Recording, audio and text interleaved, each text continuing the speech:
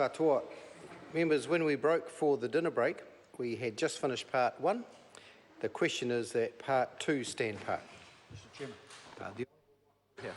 Thank you, Mr. Chairman. I'm pleased to take the first call in part 2 of the Employment Standards Legislation Bill. This is the part that, among other things, goes to the heart of much of the debate that has been going on around this bill pretty much since it was introduced, and that is in the matter of 0 hours contracts.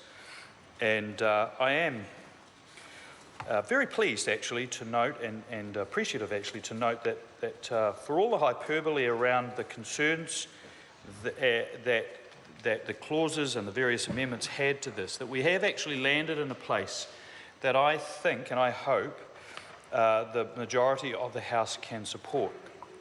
And there are a number of people that I think can take credit for that. And I know that there will be a number of people who will claim credit for that.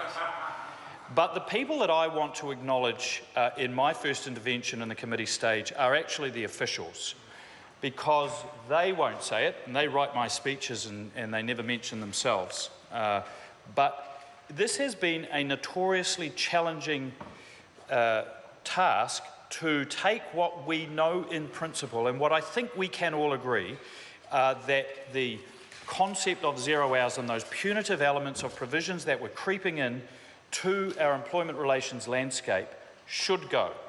The question is, what words do we use in the legislation to give effect to that is effective without having unintended consequences? And I can tell the House and those listening that I have spent countless hours with officials and with others to ensure that we get that right.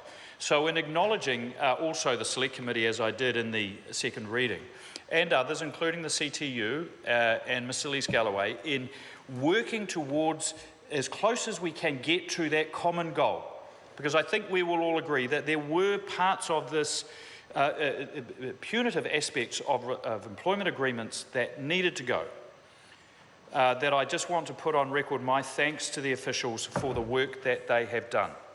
But one of the difficulties that we did have through this process, I think, was in coming to a shared understanding about what 0 hours actually meant, because it has no formal legal definition. It's not set out in any statute. It's a nomenclature that has crept into a lot of Western jurisdictions, particularly the United Kingdom. And certainly more recently in New Zealand. So I think it's important, at least in framing the debate, to inform the House what I think we are talking about when we talk about 0 hours. And I want to acknowledge Dundas Street employment lawyers, actually, who, in my searching on the website, came up with the most succinct definition of what I think we were trying to deal with here. So I'm paraphrasing from their website, effectively in having no legal definition, but what we tend to talk about is the engagement with an employee without any reciprocal guarantee of work. And in many cases, those employees are required to be available for work. And I'll come back to the question of availability soon. But it's the lack of that mutuality of obligation that is the most punitive aspect of 0 hours agreements. It's the quid pro quo, that if I don't commit, why should the other party? And too many examples were being brought to the attention of unions and MPs where there was no obligation on the employer to commit any number of hours, but an expectation that the employee be available for work, often to the exclusion of other opportunities to seek work elsewhere. Now, apart from being pretty poor and stupid, this was actually bad for business in my view. These were businesses that had extremely high levels of turnover as a consequence.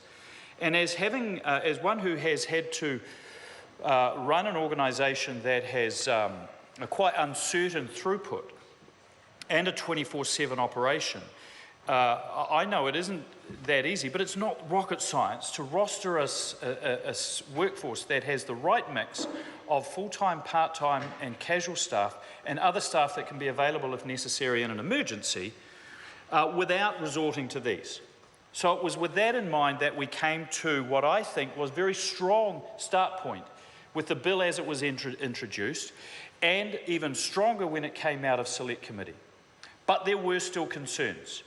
and I acknowledge those concerns, and for all of the noise around the fact that there were some who claimed that we hadn't removed 0 hours, but rather we'd entrenched them. For all of that, I didn't think we were that far away. And so I do want to acknowledge, Mr Chairman, The Honourable Michael Woodhouse. I do want to acknowledge the Council of Trade Unions and members of the Labour Party members of the Select Committee who were prepared to work together to come to an arrangement which I think strengthens the bill even further.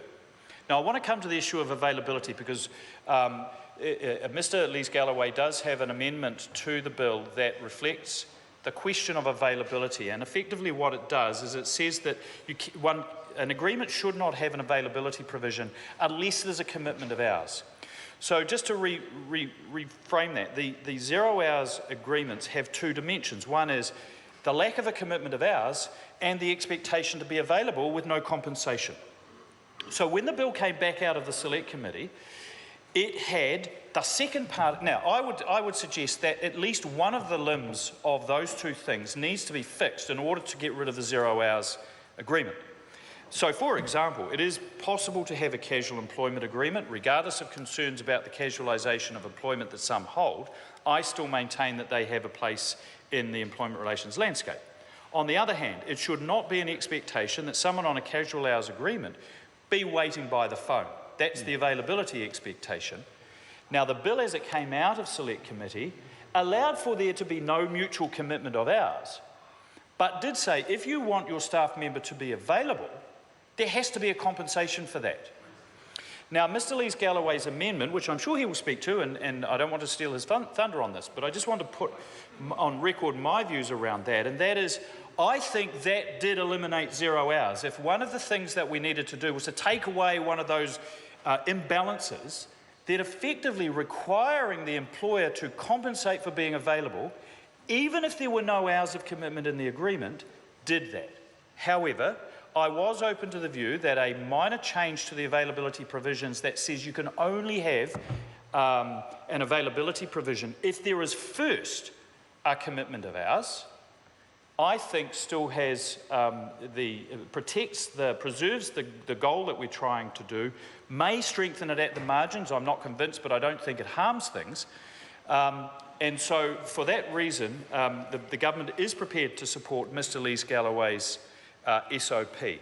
There are some other changes, minor changes again, I think, at the margins that provide better clarity around what the expectations are for reasonable notice, for example. And this has been another area of quite complexity because both the availability provision and the reasonable notice provision for cancellations needs to make sure that we don't, in our efforts to eliminate these punitive aspects of employment agreements, that we don't have the unintended consequence of ruling out that which is necessary and appropriate in our employment landscape. For example, the emergency helicopter ambulance pilot, we do want that person to be available. We actually don't want him or her to be deployed, actually, but we should compensate that person for being available. The New Zealand Police obviously need availability provisions for things like the Armed Defenders Squad and STG and so on.